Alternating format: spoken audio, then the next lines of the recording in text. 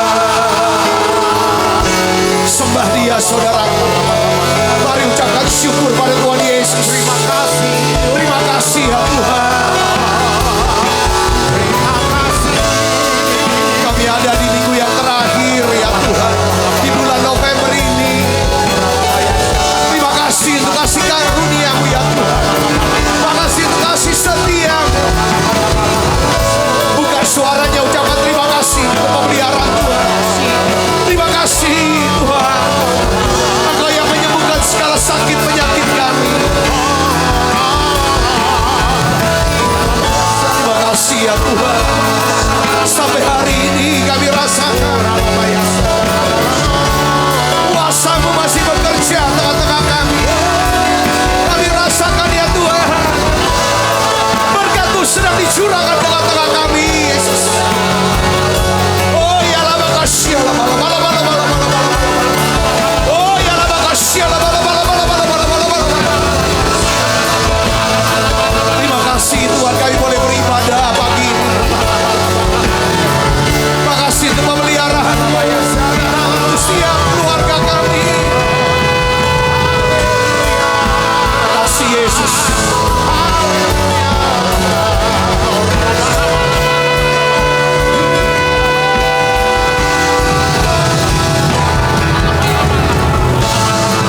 Terima Roh Kudus. Terima Roh Kudus. Dalam nama Yesus.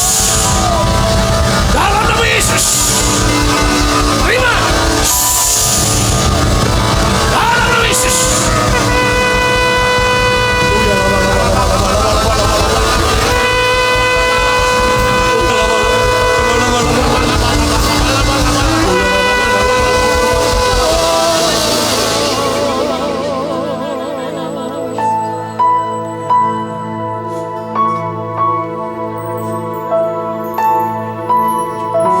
Tuhan Yesus, Tuhan Yesus, lawat dan jamah setiap kami. Terima kasih Yesus. Terima kasih Tuhan Yesus. Mari Roh Kudus, Kau bawa kami lebih lagi. Mari saudara minta diurapi, minta lawatannya, saudara masuk hadirannya. Yes. Oh ya lah, makasih dibilang bala bala bala bala. Sembah Dia, saudara yang di rumah, tutup matanya. I'm reaching for your heart, you hold my life in your hands, drawing me closer to you. I feel your heart.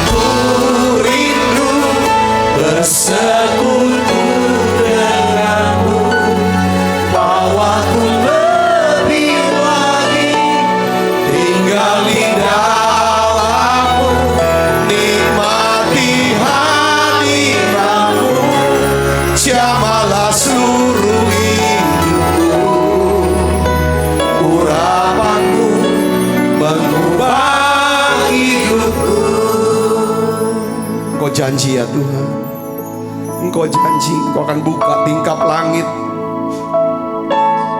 Engkau akan membuka perbendaharaan-Mu yang melimpah, yaitu langit, tingkap-tingkap langit.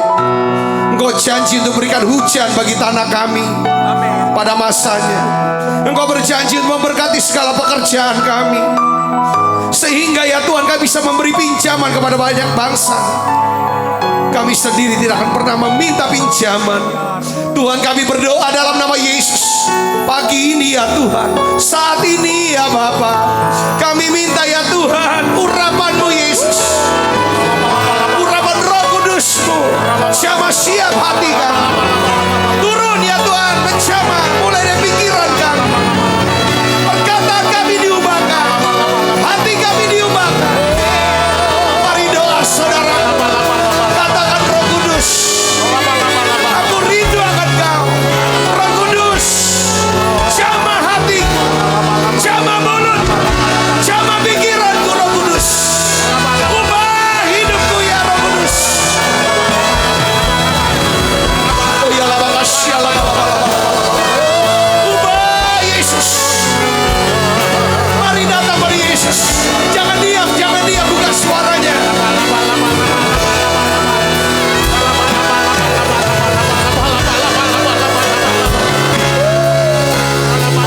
Tuhan Yesus.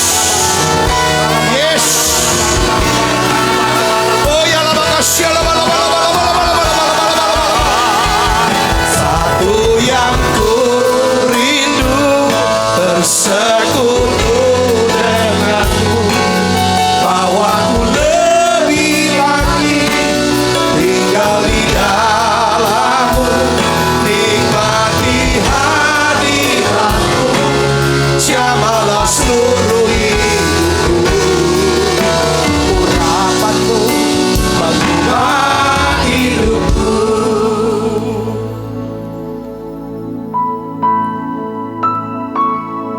Tuhan, aku hadapkan setiap anak-anak-Mu ya Tuhan, baik yang ada di gedung ya Tuhan, gereja ini ya Tuhan, maupun anak-anak-Mu ya Tuhan yang hadir ya Tuhan melalui YouTube channel ya Bapak. Aku berdoa dalam nama Yesus Kristus, turunkan berkat-Mu ya Tuhan Yesus, turunkan berkat-Mu setiap anak-anak-Mu ini Yesus. Oh ya la makasih la aku percaya kekuatan berkat melampaui daripada kutuk. Dalam nama Yesus, turunkan ya Tuhan berkat-Mu ya Bapak, turunkan berkat-Mu setiap anak-anak. Kesembuhan dalam nama Yesus, berkat kesembuhan turun dalam nama Yesus. Ada anak-Mu yang sakit sekarang, keluarganya yang sedang menderita sakit, kami melihat mujizat kesembuhan terjadi dalam nama Yesus, dalam nama Yesus. Berdoa saudara, berdoa terus. Yes.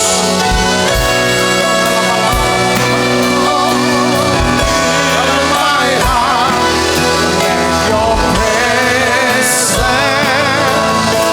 seal this place as we worship you, as we worship you, as your spirit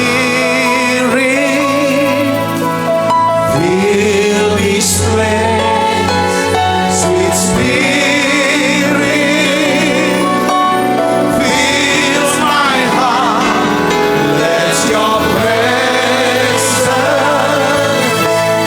fill this place as we worship you, as we worship you.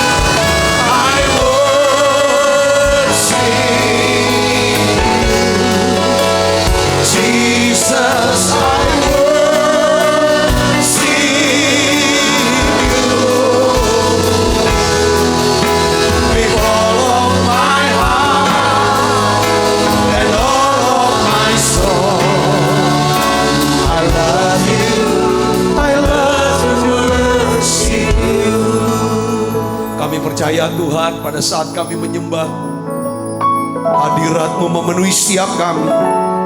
Semua yang sakit Tuhan sembuhkan dalam nama Yesus. Tuhan, aku berdoa untuk setiap anak-anak-Mu yang sedang berjuang untuk kesembuhan COVID-19, asam lambung mereka ya Tuhan yang sakit, autoimun ya Bapa, kanker, stroke, dalam nama Yesus jadi sembuh sekarang saudara. Saudara yang sarafnya kejepit menderita sangat kesakitan, hari ini aku berdoa ya Bapa, dalam nama Yesus sembuhkan anakmu ini dalam nama Yesus. Kami percaya ya Tuhan, kuasa kesembuhan sedang bekerja, mujizat sedang terjadi. Aku berdoa dalam nama Yesus, biar Tuhan Kau membuka tingkap langit buat setiap kami. Curahkan berkat-Mu ya Tuhan, satu terobosan buat pekerjaan anak-anak-Mu Tuhan, bisnis anak-anak-Mu Tuhan, karir, studi tiap anak-anak kami Tuhan. Terima kasih Tuhan, terima kasih. Lebih rasakan hadirat-Mu Tuhan. Ubah kami Tuhan, ubah hati kami, ubah kami.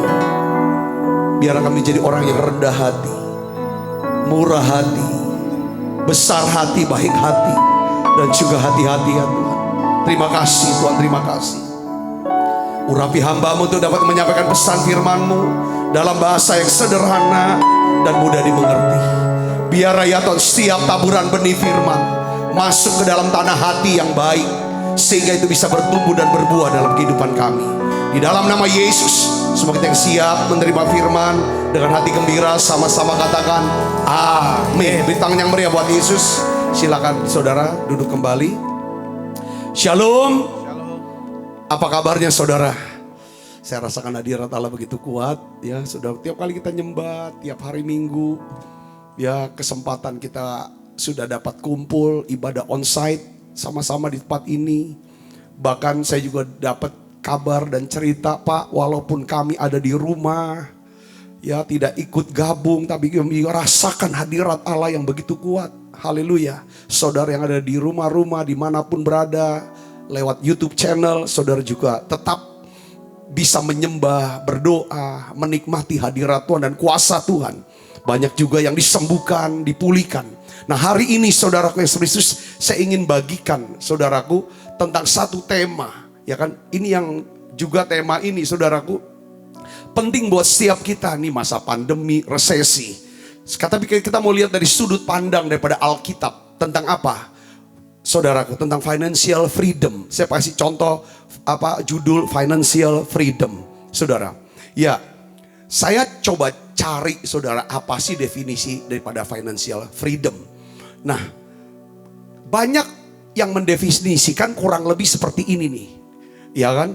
Saudaraku, definisinya gini, kondisi keuangan ya, di mana kita dapat mencukupi ya segala kebutuhan hidup dan gaya hidup yang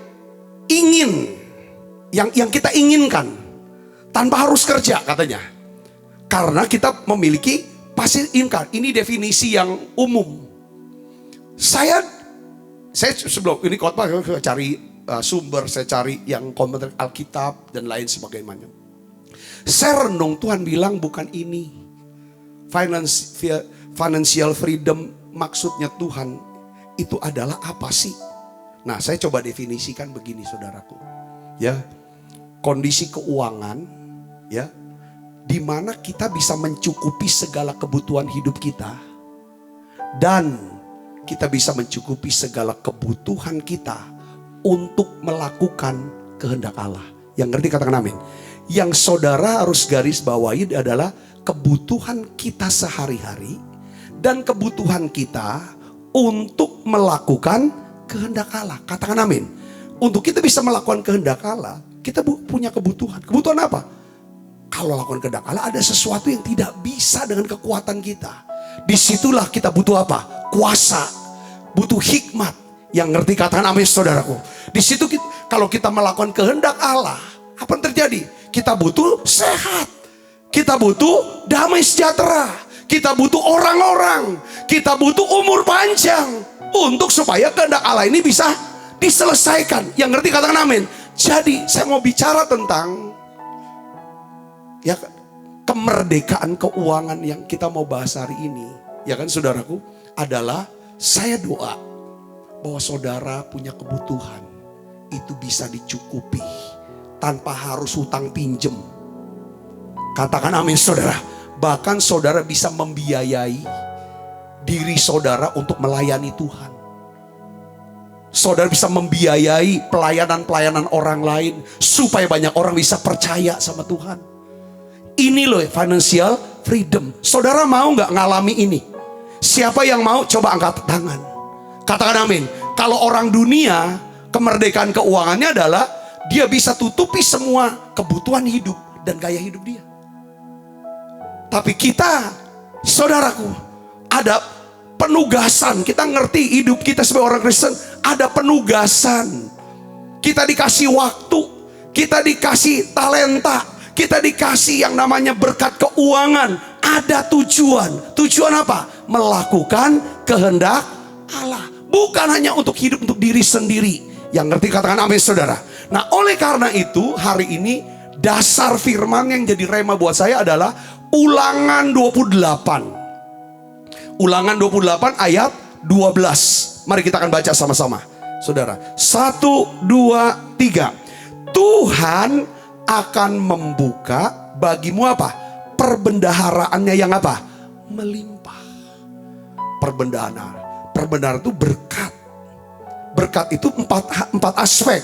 Berkat rohani, keselamatan, hidup kekal, damai sejahtera, berkat rohani. Kita sudah sering bahas berkat rohani.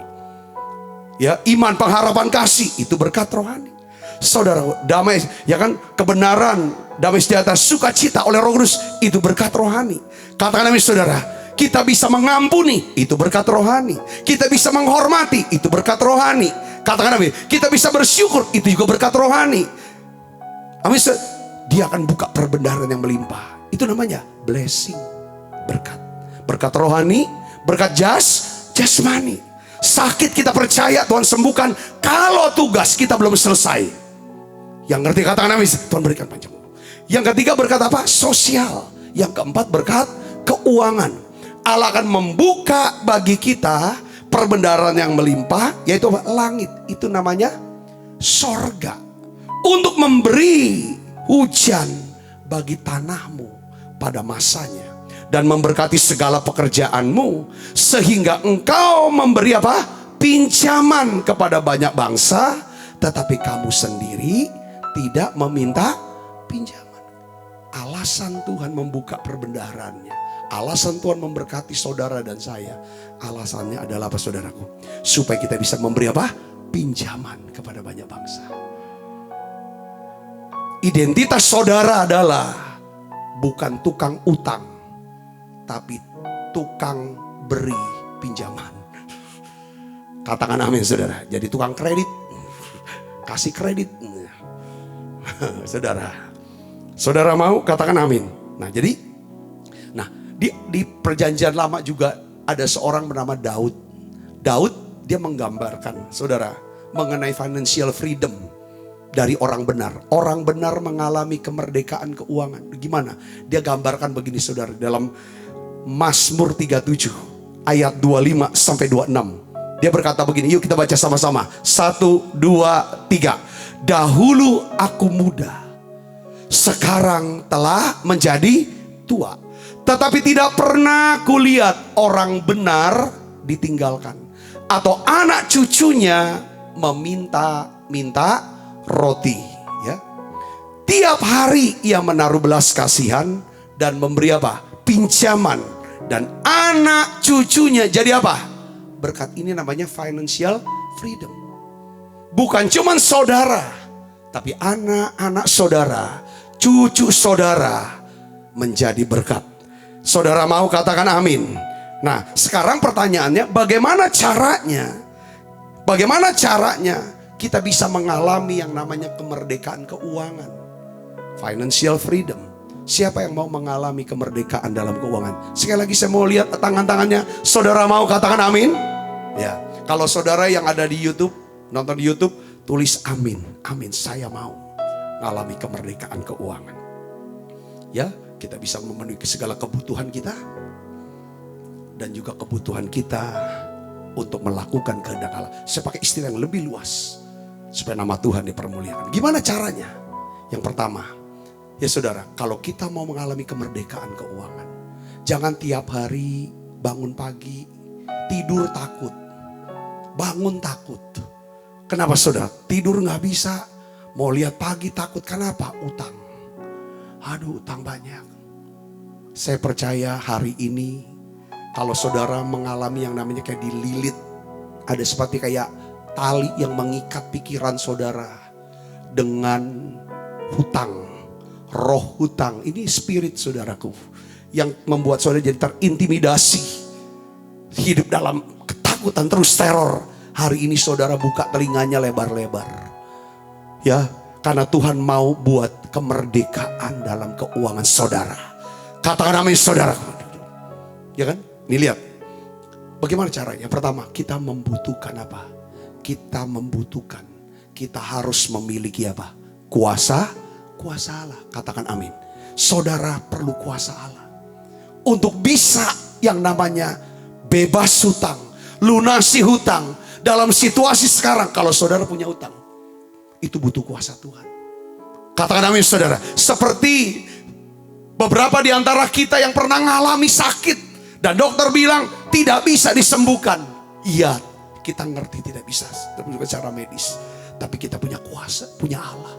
Kuasa Allah lebih besar daripada sakit penyakit ini. Nama Yesus di atas segala nama. Setiap nama-nama harus bertekuk lutut di bawah nama Yesus. Termasuk nama-nama sakit penyakit. Termasuk juga nama apa? Nama utang. Katakan amin saudara. Utang bank, utang supplier, utang sama si A, si B, setiap nama utang ini. Kita butuh kuasa Allah. Kalau tidak ada kuasa Allah, kalau saudara nggak andalkan kuasa Allah, tidak punya kuasa Allah, stres. Andalkan kekuatan sendiri, tidak bisa. Itulah, kalau saudara mau hidup memiliki kuasa Allah, saudara harus punya apa? Iman. Hidup dalam hukum iman. Yang ngerti kata namanya saudara. Kita sudah belajar bahwa hukum iman melampaui hukum ekonomi. Yang ngerti katakan namanya saudara. Hukum iman melampaui hukum medis. Hukum iman di atas segalanya. Kenapa? Hukum iman bicara gini. Bagi Allah tidak ada yang mustahil. Tidak yang mustahil bagi orang percaya. Saudara sudah lihat dengan mata kepala sendiri. Kalau Tuhan bisa buat mujizat, kesembuhan, Tuhan sudah bisa melihat, Tuhan sudah melihat bagaimana Tuhan bisa membuat mujizat, bukan cuma kesembuhan, terobosan-terobosan dan lain sebagainya. Dengar baik, Allah juga sanggup untuk buat satu terobosan, mujizat keuangan dan penghapusan hutang buat hidup saudara. Yang percaya katakan amin. Yang percaya katakan. Saya mau kasih tahu. Pertama, bagaimana kita bisa punya kuasa Allah, Pak? Ya kita harus punya iman. Kita punya iman karena kita tahu firman. Katakan amin. Di Alkitab sudah cerita bagaimana Tuhan membantu orang yang punya iman selesaikan hutangnya dengan cara yang ajaib. Tuhan yang sama hari ini, Dia mau bantu saudara dengan kuasanya, dengan hikmatnya, dengan kemurahannya untuk melunasi segala hutang saudara, sehingga saudara mengalami kemerdekaan keuangan. Kok yang amin dikit ya? Saya gak dengar suara saudara. Apakah ketutup dengan masker? Iya, saya tahu ketutup masker. Ya sekarang tutup lagi maskernya, gitu, tutup. Kalau lagi amin keras, maskernya ditutup, saudaraku. Lagi nyanyi, ditutup maskernya. Wah, itu baru jemaat yang luar biasa. Saudaraku, saya mau ceritakan di Alkitab. Ada seorang, saudara tahu bahwa ada seorang janda, seorang nabi. Saudara, suaminya mati ninggalkan hutang. Dia gak bisa bayar hutangnya. Apa yang Tuhan buat? Tuhan pakai Nabi Elisa, saudaraku, memerintahkan si janda ini untuk kumpulkan bejana kosong. Lalu dia cuma punya minyak yang ada sedikit di botol, buli-buli. Disuruh apa? Tutup pintu dan tuang. Alkitab katakan, sementara ada bejana kosong, saudaraku, maka minyak terus mengalir. Semua penuh, lalu minyak itu dijual. Lalu apa saudara? Untuk melunasi hutang. Saudara tahu cerita ini dalam 2 Raja-Raja pasal 4. Katakan amin. Tuhan bantu. Kita lihat lagi di Alkitab saudara, barang pinjaman yang namanya apa? Mata kapak.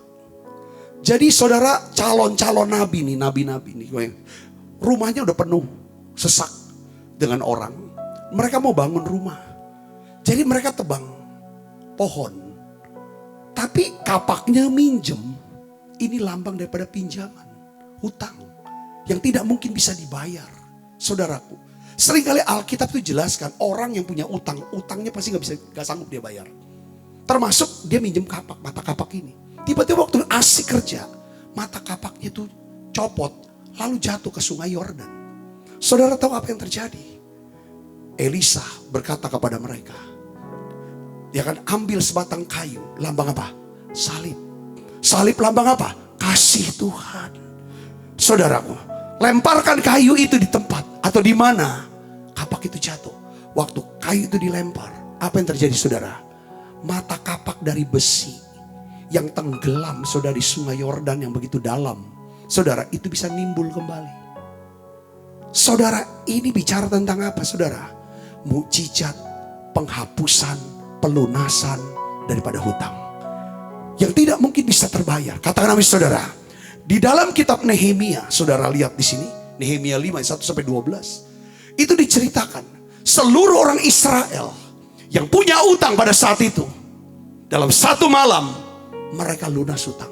Lewat apa? Perkataan Nabi Nehemia. Semua yang punya utang, siapa yang punya piutang? Saya bilang, yang punya piutang, lepaskan, suruh lunas. Saudara, kita lihat lagi saudaraku, waktu Yesus harus bayar pajak, utang pajak.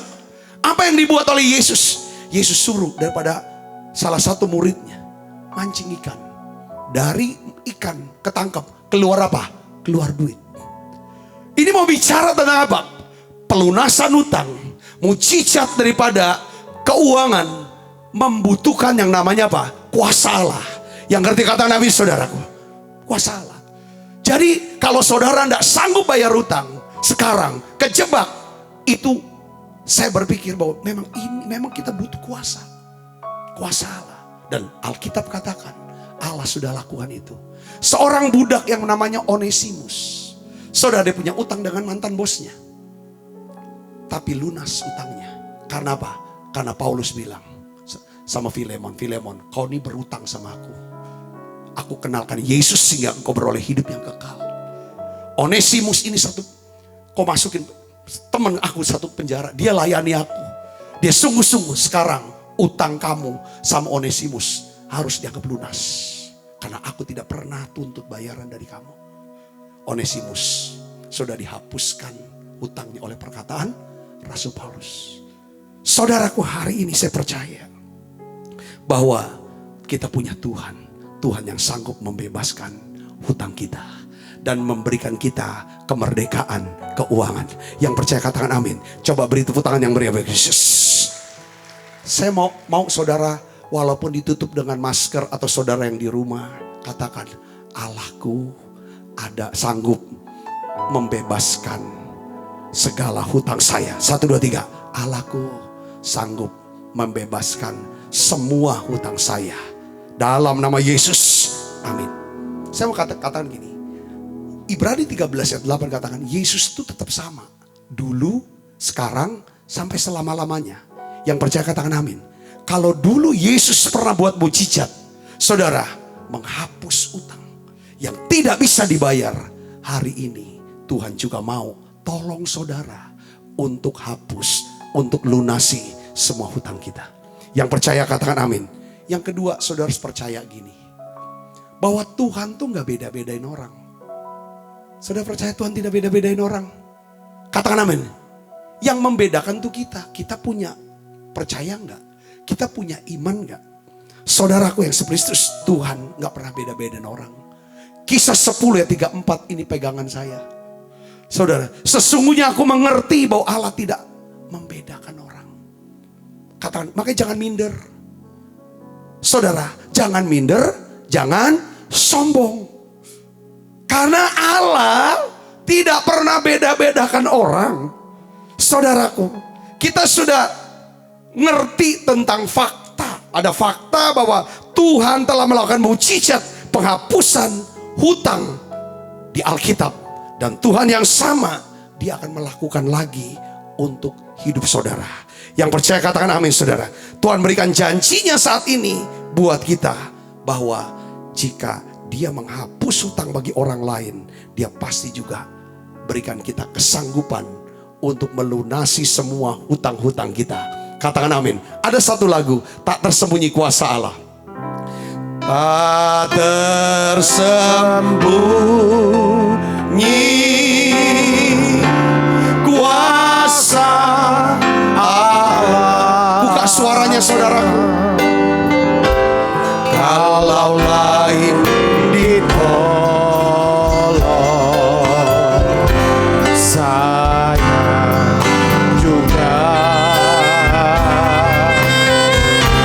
Tangannya terbuka, menunggulah. Tak tersembunyi kuasa Allah. Saya tuh percaya loh saudara, Tuhan tuh serius. Tuhan tuh serius, Tuhan tuh memang menghendaki supaya setiap kita mengalami financial freedom. Kemerdekaan dalam keuangan. Saudara percaya gak Tuhan serius? Ingin setiap kita ini benar-benar mengalami kemerdekaan dalam keuangan. Kita bisa selesaikan, tutup semua kebutuhan hidup kita. Dan kita juga bisa penuhi, biayai segala kebutuhan untuk memenuhi daripada melakukan kehendak Allah. Saudara percaya itu? Nah, saya pertanyaan gini. Kalau saudara percaya akan hal ini, saudaraku yang Kristus ya. Coba saudara pikir gini. Karena ini kehendak Tuhan, saya bebas utang. Kehendak Tuhan, saya bebas utang. Saya mengalami kemerdekaan keuangan. Maka Tuhan kasih saya apa? Janji. Katakan, ya kan, Tuhan kasih saya janji. 1, 2, 3. Tuhan kasih saya janji. Janji apa? Kalau orang lain ditolong, saya juga. Karena Allah masih kerja. Dulu dia tetap sama. Sekarang sampai selama-lamanya. Dia tidak beda-bedakan orang. Dia punya kehendak mau tolong kita. Yang percaya katakan amin. Caranya dia tolong kita adalah dia kasih firman. Untuk apa? Dari firman ini saudara dengar, saudara tangkap. Iman ini jadi iman. Jadi iman. Dari firman ini jadi iman. Lalu dia akan berikan lagi bukan cuma firmannya. Dia berjanji, dia berikan apa? Kuasanya. Bagaimana caranya kita bisa dapatkan kuasa Allah? Kisah 1 ayat 8 katakan apa? Tetapi kamu akan menerima kuasa. Kamu akan menerima kuasa kalau Roh Kudus turun atas kamu. Kalau Roh Kudus turun atas kamu. Dan kamu akan menjadi apa? Saksi. Apakah kita bisa jadi saksi? Kalau kita banyak utangnya. Semua orang, ya kan saudara mencerit. Ya kan, kapan kamu bisa bayar? Kita gak bisa jadi saksi Tuhan. Kalau kita belum bisa lunasi hutang kita. Kalau kita tidak mengalami kemerdekaan keuangan. Oleh karena itu, Tuhan tahu kamu tidak sanggup. Aku tahu keadaanmu sekarang. Tiap malam engkau menangis. Tuhan, aku udah sanggup lagi. Beberapa bilang aku sudah mulai putus asa. Aku sudah gagal. Aku sudah jatuh. Aku sudah bangkrut. Tuhan, aku tidak tahu apa yang harus aku perbuat. Tapi hari ini saya ingin kasih tahu kepada saudara. Saudara butuh kuasa Allah. Saudara butuh kuasa Allah. Kuasa itu datang ketika saudara dipenuhi Roh Kudus.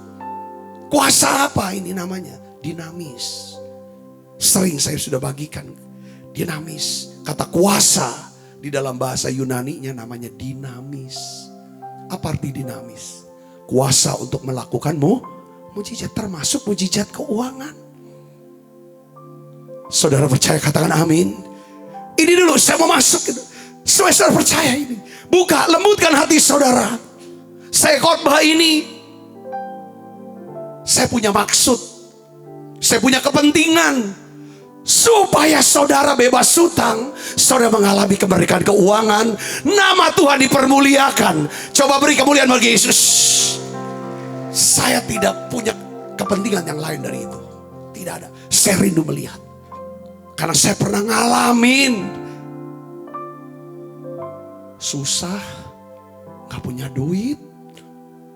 Mau makan juga susah. Boro-boro mau beli maju. Kadang ulang tahun, hari bahagia, dibikinin telur. Telur itu dibelah dua. Satu untuk saya, satu untuk cici saya. Saya pernah ngalami itu. Ini bukan financial freedom. Adik kami baru beberapa bulan lahir, sakit. Orang tua kami gak bisa bawa ke dokter.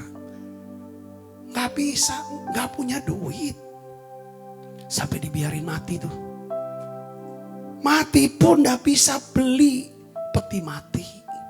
Sampai akhirnya, karena orang tua kami gak mau cerita sama keluarga. Sampai akhirnya berita sampai ke keluarga. Kenapa kamu gak ngomong prinsip? Ya kan, miskin jangan malu, tapi punya utang gak bisa bayar, itu yang malu. Saudaraku kayak ngalamin. Saya tahu kalau ada di antara saudara yang sedang bergumul dengan keuangan. Aku susah Pak. Susah lagi susah. Iya. Kalau saudara bisa nangis cerita itu. Aku pernah rasakan dan aku bisa turut nangis.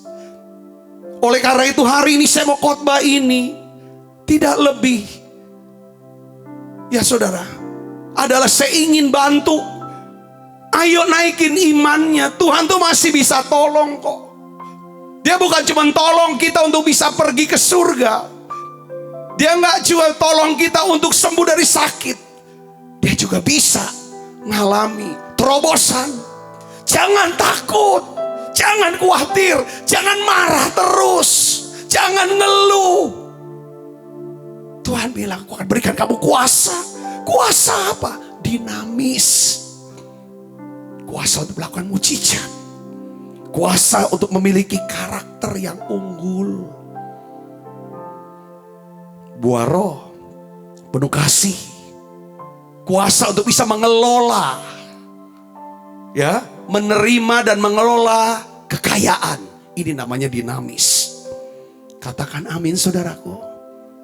Ya, setiap kita butuh kuasa Tuhan. Nah sekarang, ya kan, yang berikutnya saudara, setelah kita butuh kuasa, Tuhan udah kasih nih kuasa. Sekarang aktifkan. Aktifkan kuasa itu. Aktifkan iman saudara. Bagaimana caranya saya bisa bebas hutang, mengalami kemerdekaan? Aktifkan. Saudara aktifkan iman. Harus ada tindakan iman. Karena Yakobus 2:17 katakan, iman tidak disertai perbuatan, maka iman itu pada hakikatnya apa? Mati. Iman yang mati adalah iman yang tidak bisa membuat Tuhan berkenan. Apa tindakan iman sehubungan dengan kita mau mengharapkan Dia buat mujizat keuangan bagi kita? Tindakan iman yang pertama adalah, perhatikan saudara, saudara harus pergi ke tempat di mana mata kapak itu jatuh. Jatuhnya di mana? Barulah ambil sepotong kayu itu, lemparkan di tempat jatuh, dia akan muncul. Di mana titik kelemahan, kegagalan kita dalam, kenapa kok bisa kejeblos sama utang? Serakahkah? Gaya hidupkah? Pamerkah? Hedoniskah? Sombongkah? Itu titik jatuh. Bawa salib Yesus. Minta belas kasihan Tuhan. Minta darah Yesus. Minta pengampunan dari Tuhan. Tuhan, aku bertobat. Aku mau bertobat Tuhan Yesus. Mungkin kita serakah. Saya kelompokkan ada gini. Kita bisa utang, ada utang pribadi. Kita ada utang namanya utang usaha. Kenapa kok kejeblos dengan utang usaha? Mungkin kita serakah. Tanpa perhitungan, kita tidak libatkan Tuhan. Invest. Nafsu supaya kelihatan besar, supaya dilihat orang hebat. Mungkin motifnya salah. Nggak pernah libatkan Tuhan. Nggak pernah tanya lagi. Kejeblos. Kita pikir semua bisa lancar bisnis. Nggak taunya datang pandemi. Jeblok. Atau mungkin yang pribadi. Kita nggak ada usaha. Tapi utang mana? Kredit. Mau beli apa? Pakai kredit card. Utang. Tutup lubang. Gali lubang. Ini tempat. Inilah tempat di mana mata kapak itu jatuh. Saudara bawa. Tuhan, aku nih orang yang boros. Orang berangkat. Kita lihat. Kapan aku berangkat? Suami bilang kita gak punya duit. Ay, berangkat ada tuh. Bisa ngutang kok. Ngutang. Kita punya teman. Utangnya bagaimana? Utangnya harus bayar gak? Ya bayar. Pakai bunga. Berapa bunganya? Kecil lah. Sebulan cuma 10% kok. Setahun ya 220%. Yang penting bisa berangkat. Soal kamu. Saudaraku Yesus Kristus. Saya mau kasih tahu. Kita harus mengatur ulang cara kita mengelola uang. Itu yang pertama tindakan iman. Enggak susah-susah. Tata ulang lagi. Ya kalau sekarang mah udah kejebur Pak. Gimana lagi mau ditata? Ambil sepotong kayu. Lemparkan di tempat kita jatuh. Tempat jatuh itu. Tata ulang. Siapa yang mau tata ulang? Katakan amin. Tata ulang maksudnya apa? Coba ada satu ayat. Saya ingin saudara semua. Kita semua menjadi orang benar. Bukan jadi orang fasik. Coba kita lihat. Mazmur 37 ayat 21. Kita baca sama-sama. 1, 2, 3. Orang fasik meminjam. Dan tidak bayar kembali. Karena memang dia untuk minjem doang. Saudaraku. Tetapi orang benar adalah apa? Pengasih dan pemurah. Siapa yang mau menjadi orang benar? Coba lambai tangan. Pengasih dan pemurah. Tega gak kita kalau utang gak bayar? Kalau kita orang benar. Kalau kita pengasih, kita pemurah, kita gak tega lah. Ambil uang orang, pakai uang orang, kita gak bayar. Kalau kita orang benar. Tapi kalau kita orang fasik, kita dudukin diri. Pokoknya penting aku mau pakai dulu untuk aku. Bodoh amat. Aku banyak kok kenal polisi. Pakai ngomong kayak gitu. Aku punya backing banyak. Kalau dia laporan, jangan jadi orang fasik. Tuhan mau kalau saudara mau lihat kemerdekaan keuangan secara alkitabiah, libatkan Tuhan. Katakan amin saudara. Yaitu artinya apa? Saudara dan saya, kita semua harus punya tekad. Tekadnya apa? Untuk melunasi segala hutang kita. Berdasarkan apa? Janji Tuhan dan kuasa Tuhan. Nah caranya gimana mau ngelunasinya Pak Sabta? Saudara urutin. Kalau utangnya ada 10 orang. Saudara coba diurut utang yang paling sedikit itu yang harus pertama dibayar. Saudara yang paling kecil jumlahnya bayar dulu. Baru nanti menyusul yang lain. Kalau bisa semuanya dibayar dikit-dikit. Tapi utamakan yang kecil dulu supaya kita bisa lepas. Kurangi bala, kurangi musuh. Katakan amin saudara. Kurangi orang yang marah. Kurangi orang yang mengutuk, mengumpat saudara. Karena kalau saudara belum bayar utang. Ini justru kata. Sekarang mulai hentikan setiap pengeluaran uang ya yang membuat saudara jadi defisit atau tekor. Coba saudara mulai hentikan itu. Ya kan? Terus jangan hambur-hamburkan duit. Katakan amin saudara. Jangan buang-buang seperti itu. Belajar hemat tetapi tidak boros. Hemat tapi bukan pelit. Katakan amin saudaraku. Ini penting. Ya kan? Kita harus berani fokuskan segala energi kita. Untuk apa? Melunasi segala hutang-hutang kita. Katakan amin. Itu yang pertama tindakan imannya.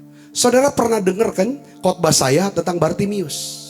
Saudara lihat Bartimius. Dia seorang pengemis buta di kota Yeriko. Saudara lihat ya. Nasibnya diubahkan oleh Tuhan. Bagaimana nasibnya diubah oleh Tuhan? Saudara bisa lihat kita ini. Ya kan? Ya kan? ketika dia dipanggil untuk menghadap kepada Yesus, apa yang dibuat oleh Bartimius? Kita lihat Alkitab katakan apa? Bartimius menanggalkan jubah pengemisnya. Apa artinya saudara? Hal ini ingin menunjukkan bahwa kesungguhan hati daripada Bartimius, bahwa ia memang sungguh-sungguh ingin dibebaskan dari apa? Dari kemiskinannya dan dari kebutaannya dia. Dia buka, aku gak mau jadi pengemis lagi. Saudara tanggalkan jubah, aku gak mau jadi tukang utang lagi. Berani gak? Itu lewat apa? Pikiran. Yang ngerti katakan namanya saudara. Oleh karena itu yang kedua, saudara harus terus bicara. Saudara harus mulai berbicara seolah-olah saudara telah mengalami kemerdekaan keuangan. Itu yang kedua. Saudara mulai ucapkan pada saudara diri saudara.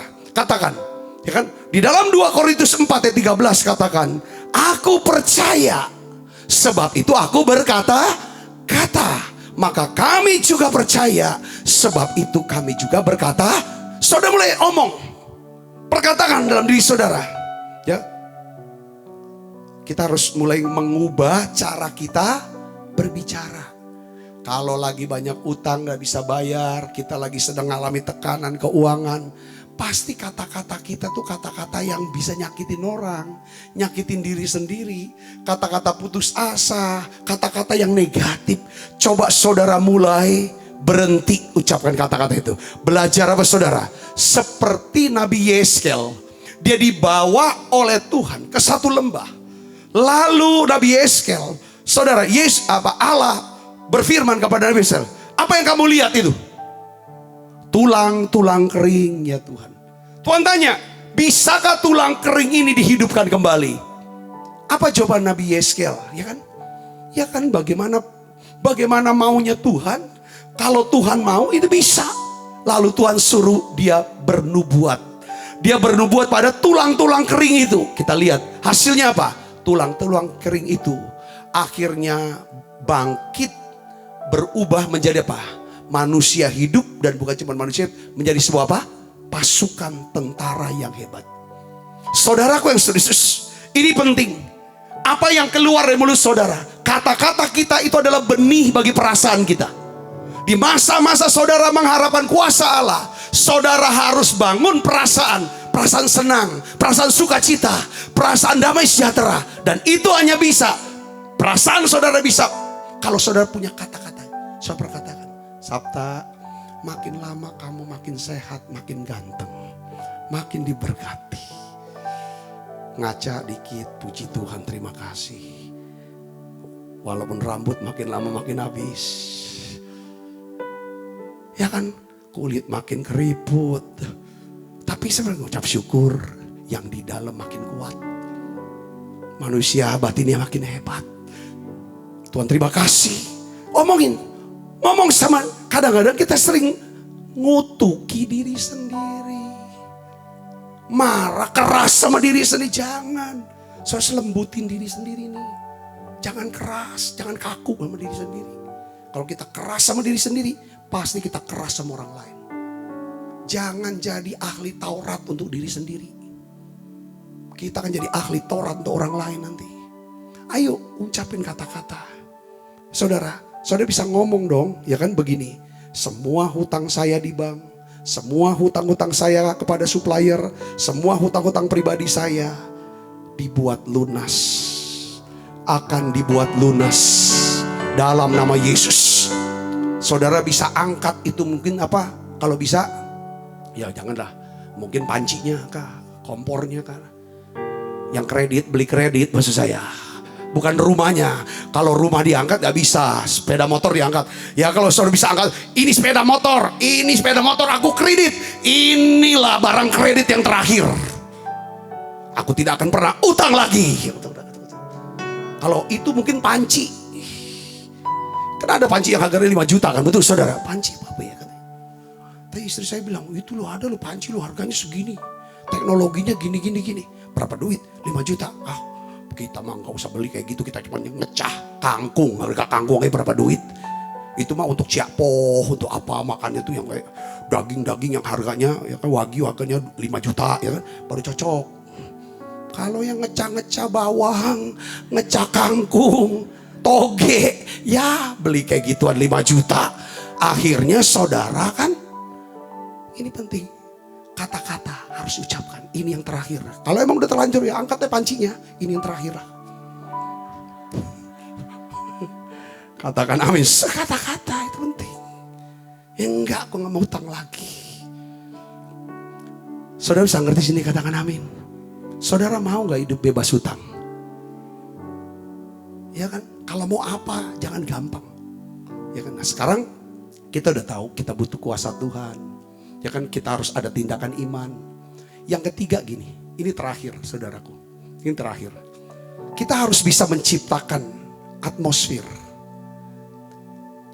Kalau saudara mau mengalami kemerdekaan keuangan, saudaraku harus menciptakan atmosfer hadirat Allah. Bangun kesadaran akan kehadiran Tuhan. Maksudnya gini, kalau saudara terus seperti ada hadirat Allah, ada hadirat Allah dalam itu akan menciptakan apa? Aliran kuasa bebas hutang. Katakan amin saudaraku. Dan saudara bisa nggak saudara kasih pinjaman walaupun saudara nggak punya duit? Bisa. Saudara bisa bikin orang berutang sama saudara dan utangnya nggak bisa, dia nggak bisa bayar lah utangnya. Bisa nggak? Bisa. Caranya gimana? Saudara doain tiap hari, bersyafaat buat dia. Mungkin dia nggak tahu kalau dia berutang, saudara kasih utangan ke dia. Tiba-tiba doanya dijawab. Katakan amin. Saudara beritakan Yesus, bawa dia kepada Yesus. Hidupnya diubahkan, keluarganya diubahkan. Dia lepas dari kecanduan dia. Karena dia ketemu Yesus yang saudara beritakan. Dia utang sama saudara dan utang itu gak bisa lunas. Sampai saudara lunasnya dengan cara apa? Saudara bawa orang lain lagi untuk beritakan kasih itu. Itu bisa. Ketika saudara mulai seperti ini, saya sedang menciptakan apa? Aliran kuasa bebas hutang buat saudara. Buat orang berhutang dan dia tidak bisa bayar. Caranya gimana? Buat baik kepada orang yang tidak bisa balas kebaikan saudara. Baik dengan kata-kata, dengan kata-kata lisan maupun kata-kata tulis. Mungkin dengan apapun saudara bisa lakukan itu. Yang ngerti katakan amin saudara. Saya bilang sama teman-teman, kalian ini kerja dari mulai benih, bikin benih, lalu jadi sayur hidroponik. Apa yang kamu kerjain, lalu setelah itu kamu bagi kepada orang-orang yang membutuhkan. Tidak usah bayar, kamu sedang memberi pinjaman. Saya juga ngomong sama Pak Ali dan teman-teman, kita buka kebun sayur, kebun buah-buahan, pangan. Kita kerja ini, kerja untuk Tuhan. Kita sedang memberi pinjaman kepada banyak orang. Nanti kalau sudah panen, kita bisa bagi orang-orang yang membutuhkan. Free of charge, tidak usah bayar. Supaya mereka memuliakan Tuhan. Mereka bilang, ada Tuhan ya. Walaupun cuma seikat kangkung. Mungkin kalau bisa diberi, ini dari gereja, ini dari Tuhan, ini semuanya nggak usah bayar. Saudaraku, apalagi orang-orang yang membutuhkan, saudara sedang memberikan pinjaman. Dimulai dari roh dulu. Jangan mentang-mentang kita lagi susah, aku lagi banyak utang, lagi pening, lagi stres lah. Akhirnya kita nggak buat apa-apa. Oleh karena itu saudaraku, pentingnya saudara dan saya, kita harus hidup di bawah tingkap-tingkap langit yang terbuka. Katakan amin saudara. Apa maksudnya saudaraku? Kita harus hidup di bawah tingkap langit yang terbuka. Maksudnya adalah saudara hidup dalam hadirat Allah, di mana ada kebenaran di situ, di mana di situ ada damai sejahtera, ada sukacita oleh Roh Kudus. Hidup di sini saudaraku. Nah, salah satu cara untuk membuka tingkap langit, mempermudah hadirat Allah, saudara, dengar baik saudara, yaitu dengan cara apa? Membawa persembahan persepuluhan yang menjadi milik Tuhan. Itu penting saudaraku. Apabila kita hidup di bawah tingkap langit yang terbuka, Maleakhi 3 saudara itu jelasin. Saudara, dari ayat yang ke-8, 9 sampai 12 dia cerita Allah akan mengubah kutuk jadi berkat. Tuhan bilang, kamu sudah aku kutuk. Gimana ubah kutuk jadi berkat? Kau bawa persembahan persepuluhan. Yang kedua, Tuhan buka tingkap lagi. Aku akan buka tingkap lagi. Allah akan memberkati kamu sampai berkelimpahan. Berkat apa di sini? Rohani, jasmani, sosial, dan keuangan. Yang percaya katakan amin. Dia bilang, aku akan menghardik bagimu belalang. Saudaraku, ini bicara tentang Allah akan melindungi kita, memelihara kita. Setiap hari dalam doa saya adalah saya doa, biar tidak ada satupun, Allah sendiri akan menghardik. Setiap kali saya bawa persembahan persepuluhan, Allah akan ubah kutuk dalam hidup kami menjadi berkat. Allah akan memberkati kami berlimpah-limpah. 4 aspek ini. Dan tidak ada virus corona yang bisa masuk ke rumah kami, yang bisa masuk ke rumah Tuhan tempat ini, yang akan mengenai setiap kami di dalam. Karena janji Tuhan, aku akan menghardik bagimu belalang itu. Yang ngerti kata amin saudara? Ini janji perlindungan Tuhan. Bukan cuma untuk keuangan kita, tapi juga untuk kesehatan kita, untuk masa depan kita. Ini akan lindungi saudara Kristus. Dan apa yang terjadi kalau saudara hidup dalam tingkap langit yang terbuka? Alkitab katakan apa saudara? Ulangan 28 ayat 12 tadi. Tuhan akan mengubah identitas kita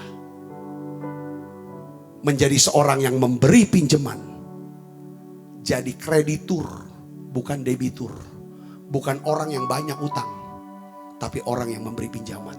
Jadi nanti kemana-mana, kalau saudara pas lagi jalan ketemu orang, dia ini aku utang sama dia. Jadi identitas saudara pemberi pinjaman kreditur.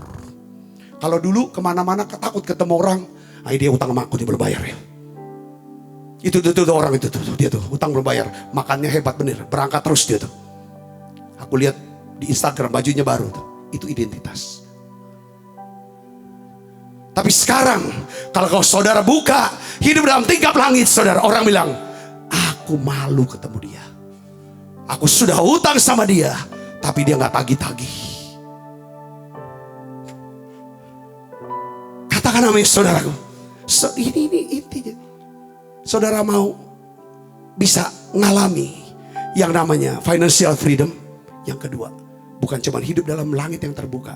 Saudara harus bisa membantu orang lain keluar dari beban hutang mereka. Wah Pak, gimana ini? Kan banyak yang di bawah kita juga kan. Saya kasih contoh. Tuhan memulihkan keadaan Ayub setelah Ayub apa? Berdoa untuk sahabatnya. Katakan amin. Allah membuka kandungan Sarah setelah Abraham berdoa untuk Abimelek, yang dimana istrinya dan seluruh orang yang ada di istana dia itu mandul waktu Abraham bersyafaat. Jadi kita tuh harus bisa menjadi orang-orang yang apa namanya, membantu orang lain mendapatkan apa yang mereka inginkan. Saudara bisa ngerti guys? Katakan amin saudara. Bisa lewat apa? Lewat doa kita. Bisa lewat nasihat-nasihat. Kita bisa berikan waktu kita dengan kesanggupan kita, bahkan dengan uang kita. Bagaimana caranya?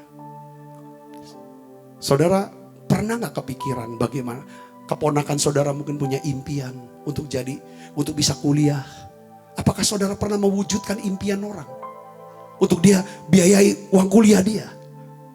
Kalau saudara suka seperti ketika ada orang punya impian supaya dia bisa pergi berobat karena udah gak punya uang, apakah saudara bisa mewujudkan itu? Katakan amin. Orang mau punya impian, mau punya rumah, apakah saudara pernah? Waduh Pak, tuh harus meningkat terus dong. Ini wujudkan kamu. Yang ketiga saudara, ini terakhir. Saya minta saudara semuanya bisa diberkati. Saya berharap saudara semua diberkati dengan pesan hari ini. Katakan amin. Ini yang terakhir. Kita harus menggabungkan permohonan doa kita dengan persembahan, pemberian persembahan yang terbaik kepada Tuhan. Doa dan persembahan yang terbaik. Saya mau ngomong gini saudaraku. Ya saudara gini. Di dalam Kisah pasal 10. Itu malaikat Tuhan mendatangi Kornelius. Dia berkata gini, Kornelius, doamu dan sedekahmu sudah naik ke hadapan Tuhan. Dan Tuhan mengingat kamu. Sekarang kamu utus orang, ya kan, untuk menjemput daripada siapa? Rasul Yesus Kristus yang paling ngetop, yang nomor 1. Siapa namanya? Petrus. Dan Petrus pun dikasih penglihatan. Saudaraku, dia melihat sudah ada binatang-binatang haram yang turun. Tuhan bilang, sembelih, makan. Petrus bilang, enggak, aku gak pernah makan makanan yang haram. Apa yang Tuhan sudah halalkan, jangan diharamkan sama manusia. Itu sebenarnya Tuhan sedang mau menuntun Simon Petrus, seorang Yahudi kolot. Yahudi kolot. Kolot tau gak saudara? Keras, kuat. Yang tidak mungkin orang Yahudi itu masuk ke rumah orang bukan Yahudi. Buat orang Yahudi, bangsa lain namanya kafir. Bangsa Yahudi adalah bangsa di mana Allah cuma bicara. Sebelum Roh Kudus dicurahkan di hari Pentakosta, Allah hanya berbicara kepada bangsa Israel, bangsa lain tidak. Karena Allah tidak berbicara pada bangsa lain, makanya bangsa lain disebut Gentile, kafir. Pengertiannya ke sana. Sudah, tapi Roh Kudus dicurahkan, Allah sudah bisa bicara kepada bangsa-bangsa yang penuh dengan Roh Kudus. Sekarang Tuhan juga bicara kepada kita. Katakan amin saudara. Nah buat Petrus ini hal yang baru, dia nggak pernah lakukan apa yang dia. Tuhan bilang, lakukan apa yang tidak pernah kamu lakukan. Apa yang tidak boleh, ini harus boleh. Kenapa? Karena ada Cornelius, doanya, persembahannya naik dan ingat Tuhan. Tuhan mau selamatkan Cornelius. Petrus masuk ke rumah Cornelius, ceritakan Yesus. Saudaraku, beritakan Injil. Apa yang terjadi? Cornelius dan seluruh keluarganya berbahasa roh. Syalabalabalabalabalabal. Kaget. Karena yang dilihat Petrus adalah yang berbahasa roh cuma orang Yahudi. Yang penuh Roh Kudus cuma orang Yahudi saat itu. Yang jadi Kristen hanya orang Yahudi. Tapi kok bisa bukan Yahudi bisa berbahasa roh? Saudara Yesus Kristus, di sini akhirnya Petrus berpikir, kalau dia sudah dibaptis Roh Kudus, masa saya tidak boleh baptis selam? Akhirnya Cornelius dibaptis selam. Kita ingat Hana. Hana mandul. Hana dia nazar sama Tuhan. Dia berdoa pada Tuhan, Tuhan beri saya anak dan saya akan berikan persembahan. Persembahan yang terbaik, yang berharga, yang aku punya, yaitu apa? Anak laki-laki ini akan menjadi milik Tuhan. Dia serahkan Samuel. Saudaraku Yesus Kristus, saya tutup dengan kata-kata ini. Kita coba cek hati kita, teliti hati kita. Saat kita memutuskan berapa jumlah persembahan yang akan kita berikan kepada Tuhan, persembahan itu benar-benar mewakili daripada kesungguhan hati kita untuk mengalami kemerdekaan keuangan dan mujizat bebas hutang. Kalau kita memutuskan berapa jumlah persembahan kita, maka jumlah itu harus benar-benar berarti bagi kita. Ini uang berarti banget buat saya. Agar persembahan itu menjadi berarti di mata Tuhan. Saya pakai istilah memorial giving. Memorial giving. Yang dimana pemberian kita itu bisa masuk sampai nendang ke hatinya. Pernah gak saudara memberikan pemberian kepada seseorang yang kayaknya nendang banget? Bukan yang recehan. Saudaraku yang Yesus, saya mau kasih tahu begini. Kalau kita memberi persembahan dalam jumlah yang tidak berarti buat kita, maka pemberian itu menjadi tidak berarti buat Tuhan. Inilah pengertiannya. Jangan salah. Saya boleh nggak saya koreksi kata-kata daripada satu lagu kalau menurut saya nggak alkitabiah. Persembahan kami sedikit sekali, kiranya Tuhan terimalah dengan apa? Senang hati. Dikasih berapa saudaraku? Persembahan kasih berapa? 2.000 perak. Tapi tiap hari makan di kopitiam. Itu ratusan ribu, jutaan kalau makan. Tapi kalau ke gereja, recehan dikasih. Saudaraku, waduh, apalagi kalau orang bilang bos. Kalau orang udah ngomong bos, itu tambah lagi. Coba saudaraku. Karena gini, Ibrani 4 ayat 15 katakan begini. Sebab imam besar yang kita punya, perhatikan, bukanlah imam besar yang tidak dapat turut merasakan kelemahan-kelemahan kita. Sebaliknya sama dengan kita, ia telah dicobai, hanya tidak berbuat dosa. Saya dapatin pengertiannya gini saudara. Dia tuh bisa merasakan kelemahan kita. Dia bisa merasakan perasaan kita. Dengar baik, ketika kita bawa sesuatu untuk Tuhan, ketika kita melakukan sesuatu untuk Tuhan, dan hal itu adalah sesuatu yang penting, yang berarti buat kita, sampai wah, itu dia bisa turut rasakan. Jadi jika jumlah persembahan itu sama sekali tidak menggerakkan hati kita, kita nggak kena, ya gitu aja, asalnya itu pun tidak akan menggerakkan hati Tuhan.